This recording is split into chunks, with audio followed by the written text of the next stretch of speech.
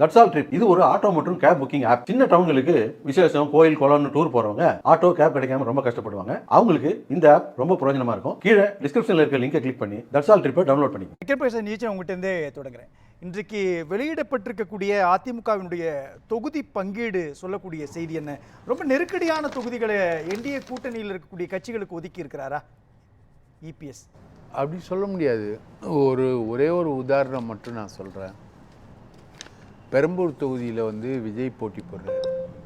அவர் தான் வந்து ஒரு முக்கியமான ஒரு கட்சியுடைய தலைவர். அந்த தொகுதிக்கு எடப்பாடி யாரை போடுவார் அப்படின்னு பார்த்தீங்கன்னா, பாட்டாளி மக்கள் கட்சிக்கு அந்த தொகுதியை ஒதுக்கியிருக்கார். நான் வந்து பெரம்பூர் தொகுதிக்காரன், அங்கேயே பிறந்து வளர்ந்தவன். இன்ஃபேக்ட் வந்து இந்திய ஜனநாயக வாலிபர் சங்கத்துடைய பெரம்பூர் தொகுதி செயலாளராகவே இருந்தவன் நான் சின்ன வயசில். எனக்கு அந்த தொகுதியை பற்றி தெரியும். அங்கே வந்து பாட்டாளி மக்கள் கட்சி கிளையே கிடையாது. பாட்டாளி மக்கள் கட்சியுடைய பெல்ட் வந்து அம்பத்தூரில் வரும், சைதாப்பேட்டையில் வரும், விருகம்பாக்கத்தில் வரும், மற்ற இடங்கள்லாம் வரும். அதாவது 1 இயர் பேக்கெட்டட் தொகுதி இடங்கள்ல வரும். சென்னை நகரம் முழுக்க 1 இயர் இருக்காங்க. ஆனால் 1 இயர் சங்க ஆக்டிவிட்டீஸ்க்குள்ளே பெரம்பூர் தொகுதிக்குள்ளே யாரும் வந்ததே கிடையாது. ரைட்டுங்களா? ஆனால் அந்த தொகுதி வந்து இப்போது பாட்டாளி மக்கள் கட்சிக்கு ஒதுக்கப்பட்டிருக்கு. விஷயம் என்னன்னா, அங்கே இருக்கக்கூடிய தலித் வாக்காளர்கள், தலித் கான்சன்ட்ரேட்டட் தொகுதி, பெரும்பான்மை தலித்துகள் தான். அங்கே 2 முறை ஏடிஎம்கே ஜெயிச்சிருக்கு. அந்த தொகுதியில் வந்து இருக்கக்கூடிய தலித் வாக்காளர்கள் வந்து பாட்டாளி மக்கள் கட்சிக்கு ஓட்டு போட மாட்டாங்க. ஒரு அவர்ஷன் இருக்குது, நெகட்டிவ் ஓட்டு பாட்டாளி மக்கள் கட்சி. அப்போ அவங்க ஓட்டு யாருக்கு போகும்? விஜய்க்கு போகும். அதே சமயத்தில் இவர் ஆம்ஸ்ட்ராங்குடைய கவுன்சிலராகவும் ஆம்ஸ்ட்ராங் இங்கே இருந்திருக்காரு இல்லையா? இப்போ ஆம்ஸ்ட்ராங்குடைய அதிமுக உள்ள வராங்க. அப்படி அந்த கால்குலேஷன் ஒத்து வராதா? ஆம்ஸ்ட்ராங் கவுன்சிலராக இருந்தது பெரம்பூர் சட்டமன்ற தொகுதிக்குள்ள இல்லை. ஆம்ஸ்ட்ராங் கவுன்சிலராக இருந்தது வந்து திருவிகா நகர். அது ஒரு ரிசர்வ் தொகுதி. இப்போது பொற்கொடி ஆம்ஸ்ட்ராங் அங்கே போட்டி போடுறாங்க. திருவிகா நகர் அது வந்து ஒன்றா இருந்தது. பெரம்பூர் வந்து பேசிக்காக ரிசர்வ் தொகுதி ஒன்றா இருந்தது. அதுக்கப்புறம் வந்து அதை பிரிச்சுட்டு திருவிகா நகர் தனி, பெரம்பூர் தனின்னு பிரிச்சுட்டாங்க. திருவிகா நகர் ரிசர்வ் தொகுதி இன்றைக்கி வரைக்கும். தாயகம் கவி.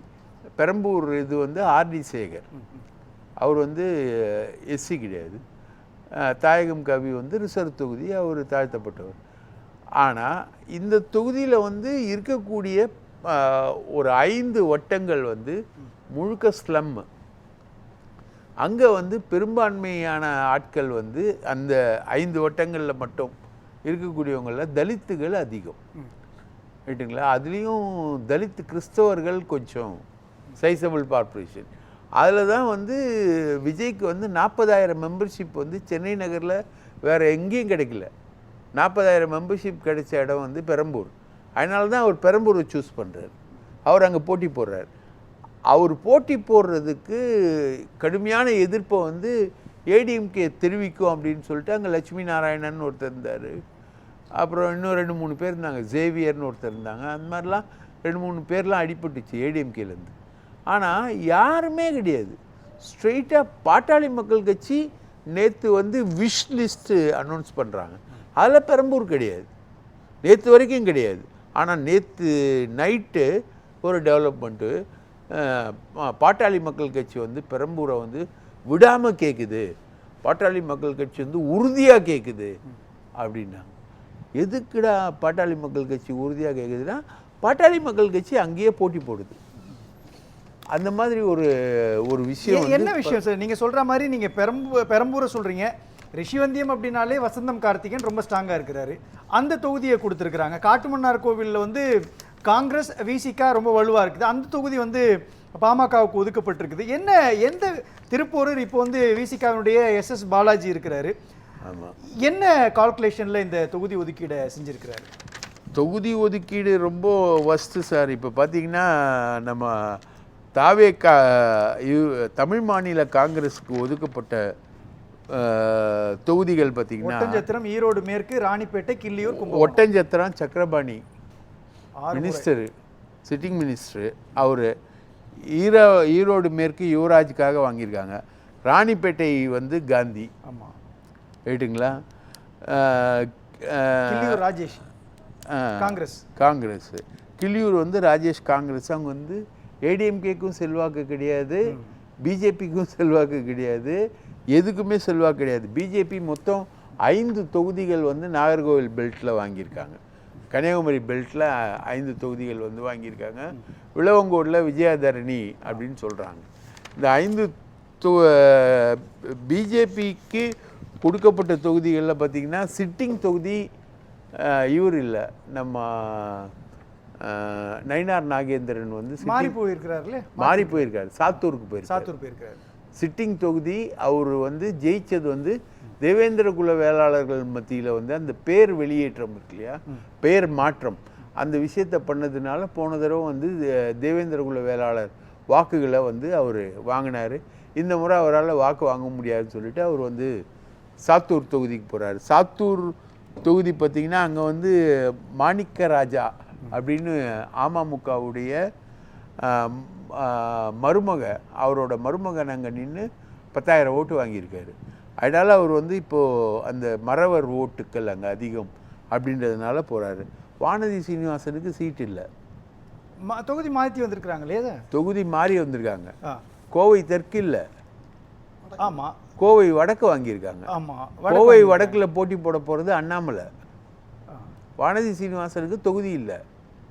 டோட்டலாக யாரும் சொல்லலை இதுவரை உத்தேசப்பட்டு இல்லை. அது வரக்கூடிய செய்திகள் வந்து அந்த அளவுக்கு தான் இருக்குது.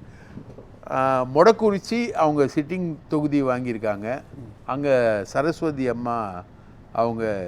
அவினாசி அதே மாதிரி முன்னாள் சபாநாயகர் தனபாலுடைய இடம் 2 முறை ஜெயிச்ச இடம். ஆமாம், அவினாசி இப்போ வந்து பாஜகவுக்கு போயிருக்குது, முருகனுக்கு போகுது. மத்திய மந்திரி முருகன் வந்து அவினாசியில் வந்து போட்டி போடுறாரு. ரைட்டுங்களா? மதுரை தெற்கு வந்து ராமசீனிவாசன், மொடக்குறிச்சி சரஸ்வதி. மயிலாப்பூர் வந்து இன்னும் அனௌன்ஸ் பண்ணன்னு நீங்கள் சொல்கிறீங்க இல்லையா, பிரச்சாரத்தில் போயிட்டாங்க. எடப்பாடியுடைய பிரச்சாரத்தில் தமிழிசை வந்து ஓட்டு கேட்டுக்கிட்டு இருக்காங்க. அதாவது தமிழ்நாடு வந்து அவுட் ஆஃப் கண்ட்ரோல்னு சொல்லுவாங்க இல்லையா டெல்லிக்கு, அதே மாதிரி எங்கள் அம்மா தமிழிசையும் அவுட் ஆஃப் கண்ட்ரோல். கேண்டிடேட்டை அனௌன்ஸ் பண்ணவே இல்லை, ஆனால் அந்த அம்மா ஓட்டு கேட்டுக்கிட்டு இருக்காங்க. எடப்பாடியை வண்டியில் ஏற்றிட்டு போகிறாரு. அப்போ எடப்பாடி வந்து கூட்டணி கட்டுப்பாட்டை மீறுறாரா இல்லை தமிழிசை வந்து கூட்டணி கட்டுப்பாட்டை மீறுறாங்களா அப்படின்றது வந்து ரொம்ப பெரிய கேள்வியாக இருக்குது. சார், இதில் இந்த பாஜகவினுடைய குறிப்பாக என்டிஏ கூட்டணியில் ஒதுக்கப்பட்ட இந்த தொகுதிகளில் 14 அமைச்சர்கள் போட்டி போடக்கூடிய இடங்களில் நேரடியாகவே கூட்டணி கட்சிகளுக்கு அதிமுக ஒதுக்கி. சைதாப்பேட்டைனாலே மாசு அப்படின்ற இடம், சைதாப்பேட்டை இன்னைக்கு அவங்களுக்கு வந்திருக்குது. மன்னார்குடி டிஆர்பி ராஜா அவங்களுக்கு அங்கே போயிருக்குது. அதே மாதிரி காரைக்குடியில் சீமான் இப்போ இந்த தடவை போட்டி போடுறாரு, அதுவும் வந்து அமமுகவுக்கு ஒதுக்கி இருக்கிறாங்க.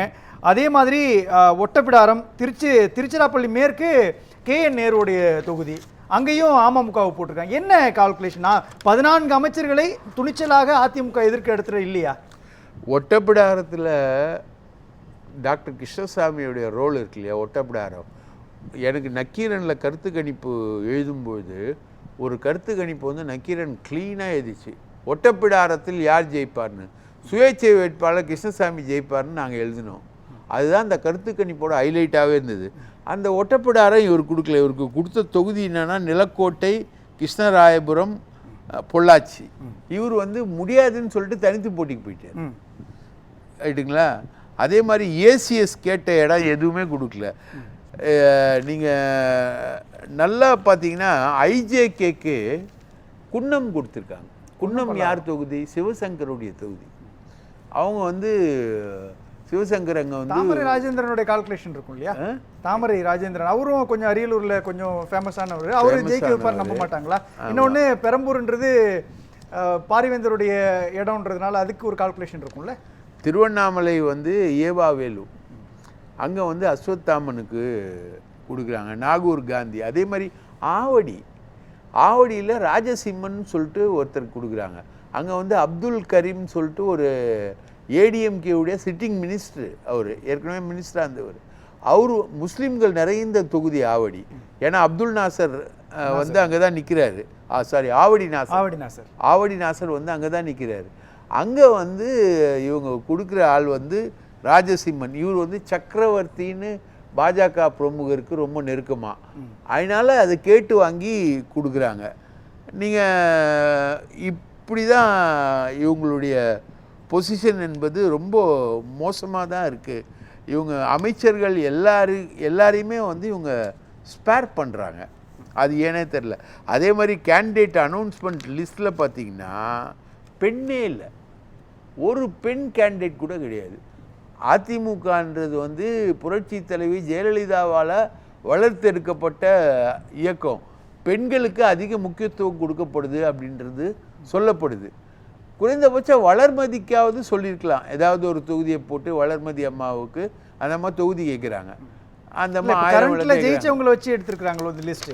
இப்போ கோகுலேந்திராவோ வளர்மதியோ அவங்க வந்து இல்லை கரண்ட்ல இல்லை கரண்ட்ல இருக்கக்கூடிய அதே மாதிரி அடிப்படையில் பார்த்தீங்கன்னா நாடாருக்கு ஒரு தொகுதி அனௌன்ஸ் பண்ணல.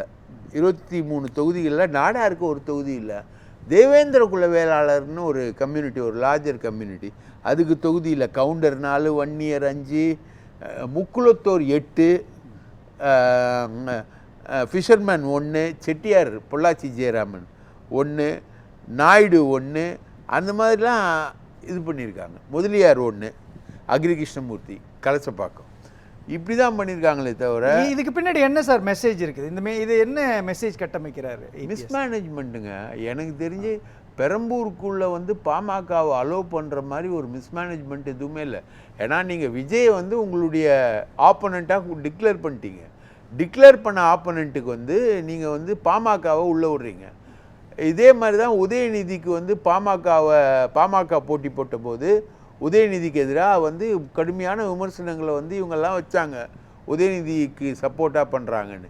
இப்போ நீங்கள் பண்ணுறதுன்னா விஜய்க்கு வந்து பாமகவை நீங்கள் வந்து பெரம்பூரில் அலோவ் பண்ணுறீங்கன்னா, உதயநிதிக்காவது ஒரு பாமக அலோடில் வந்து சேப்பாக்கம், திருவல்லிக்கேணி அப்படி ஏதாவது ஒரு பெல்ட்டு இருக்குதான்னு தெரியல. ஆனால் இங்கே வந்து சுத்தமாக எனக்கு தெரிஞ்ச தகவலை சொல்கிறேன், எனக்கு தெரிஞ்சு பெரம்பூரில் ஒன்றுமே கிடையாது. அப்போ இப்படி புரிஞ்சுக்கலாமா? ஒரு பக்கம் எதிரில் இருக்கக்கூடிய அமைச்சர்களுக்கும் ஒரு வெற்றி வாய்ப்புக்கான களத்தை உருவாக்குறாரு, அதே மாதிரி தாவேகாவுக்கும் ஒரு களத்தை உருவாக்குறாரு, அந்த இடத்தை நோக்கி நகர்றாரு. இதுக்கு பின்னாடி இபிஎஸ் போடக்கூடிய கால்குலேஷன் என்ன, வியூகம் என்ன? இபிஎஸ் வந்து இப்போது அமைச்சர்களுக்கு அறிவிக்கப்பட்ட தொகுதிகளில் எல்லாத்துலேயுமே வந்து அவங்க ஏற்கனவே ஜெயிச்ச தொகுதிகள் தான். ஒருத்தர் கூட புது தொகுதியெல்லாம் கிடையாது. நத்தம்னா நத்தம் விஸ்வநாதன், ரைட்டுங்களா? அந்த மாதிரி தொகுதிகள் தான் அவர் வந்து எடப்பாடி விராலிமலை வந்து எங்கள் அண்ணன் கரூர் விஜயபாஸ்கர், கரூர் வந்து இவர் எம்ஆர் விஜயபாஸ்கர், தொண்டாமுத்தூர் எஸ்பி வேலுமணி, இதெல்லாம் தான் அவங்க வந்து அனௌன்ஸ் பண்ணியிருக்காங்க. ஆனால் கூட்டணி கட்சிகளை வந்து பல இடங்களில் வந்து ரொம்ப இது பண்ணியிருக்காங்க. அதில் வந்து பாஜகவுக்கு ஒன்றும் இல்லை. அதே மாதிரி டிடிவி தினகரனுக்கு வந்து அவர் எதிர்பார்த்த விருதுநகர், தூத்துக்குடி, நெல்லை, இந்த 3 இடத்துலையும் இவருக்கு சீட் கொடுக்கல. மன்னார்குடி, திருவையாறு, திருச்சி, டெல்டா மட்டும் கொடுத்துருக்காங்க. 3 தனி தொகுதி கொடுத்துருக்காங்க. ஜான் பாண்டியனை ராஜபாளையத்துக்கு கொண்டு போயிருக்கிறாங்க. அது பொது தொகுதி, பட்டியல் விளக்கம் அப்படின்ற ஒரு விஷயத்தை அவர் கையில் எடுக்கிறப்போ அதுக்கு வழி விட்டுருக்காங்க. ஒரு தொகுதி கொடுத்துருக்காங்க. ஜான் பாண்டியனை நல்லா கன்சிடர் பண்ணியிருக்காங்க. அவர் வந்து திமுகலேயும் வந்து பேரம் பேசினவர் தான் ஜான் பாண்டியன். எனக்கு இந்த தொகுதி கொடுங்க அப்படின்னு சொல்லிட்டு திமுகவில் வந்து இது பண்ணிட்டாங்க. ஆனால் ஜான் பாண்டியனுக்கு ஒரு நல்ல பொசிஷன் கொடுத்துருக்காங்க. பாக்கி யாருக்கும் எந்த பொசிஷனும் கிடையாது. பிஜேபி எல்லாமே அதிருப்தி. அதில் சுமன் சார் சொன்னது ஒரு முக்கியமான இடம் இல்லையா? கொளத்தூரில் கூட்டணி கொடுக்காம நேரடியாக அதிமுகவே களமிறங்குது இல்லையா? மாசு சுப்பிரமணியத்துக்கோ அல்லது வந்து மற்றவர்களுக்கோ கூட்டணி கொடுத்துட்டாங்கன்னு பேசும்பொழுது முதலமைச்சரை எதிர்த்து அதிமுகவை நிற்க போகுது, சேகர்பாபுவை எதிர்த்து அதிமுகவை நிற்க போகுது, அன்பில் மகேஷை எதிர்த்து அதிமுகவை நிற்க போகுதுன்றப்போ நேரடியாக டஃப் கொடுக்கறதுக்கு சில வியூகங்களை வச்சிருக்காங்கன்ற இடத்துக்கு வராரு அவர். கரெக்டு. அவர் சொன்னதில் ஒரு பாயிண்ட் ரொம்ப கரெக்டு. பிஜேபிக்கு அன்ஃபேர்ன்னு சொல்கிறது தப்பு, டிடிவி தினகரனுக்கு அன்ஃபேர்ன்றது தப்புன்னு. டிடிவி தினகரனையும் பிஜேபியையும் அன்ஃபேர் பண்ணுற அளவுக்கு அதிமுகவுக்கு முதுகெலும்பு கிடையாது, ரைட்டுங்களா? அதாவது அவங்கள வந்து இவங்க வந்து எதிர்த்து பண்ண முடியாது. இந்த ட்விட்டர் இதில் வந்து வெற்றி வியூகம்னா அதிமுகவுடைய வெற்றி வியூகம், ரைட்டா?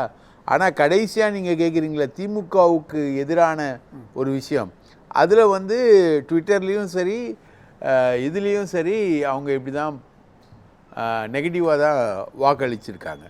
ஸோ இது வந்து டோட்டலாக அதிமுக தோல்வி அடையும் என்பது அவருக்கு நன்றாக தெரியும். அதிமுகவில் நீங்கள் எல்லா அமைச்சர்களுக்கும் அவங்கவுங்க கேட்ட தொகுதி கொடுத்ததே வந்து நீங்கள் நின்றுக்கோப்பா, உன் தொகுதியில் நீ ஜெயிச்சுக்கோப்பா, என்ன கேட்காத இது. இன்னொன்று இதில் வந்து செலவு இருக்குது, பட்ஜெட் இருக்குது, ரைட்டுங்களா? பிஜேபி ஒரு பட்ஜெட் கொடுக்கும், இவங்க ஒரு பட்ஜெட் திரட்டுவாங்க, அதிமுக ஒரு பட்ஜெட் போடும், மந்திரிகள் வந்து சுயமாக ஒரு 10 தொகுதி எடுத்து செலவு பண்ணுங்கன்றதுக்கு அதிமுகவில் இன்றைக்கி ஆளே இல்லை, ரைட்டுங்களா? அந்த மாதிரி பல சிக்கல்கள் வந்து அவங்களுக்கு இருக்குது. ஸோ தேர்தல் வியூகன்றது வந்து இதோட முடியாது, தொகுதியோட முடியாது. தொகுதி ஒதுக்கீடு, அதுக்கடுத்தது பணம், கேன்வாசிங், ரைட்டாக பிரச்சாரம், இது எல்லாமே நிறைய விஷயங்கள் வந்து அதில். நன்றி சார்.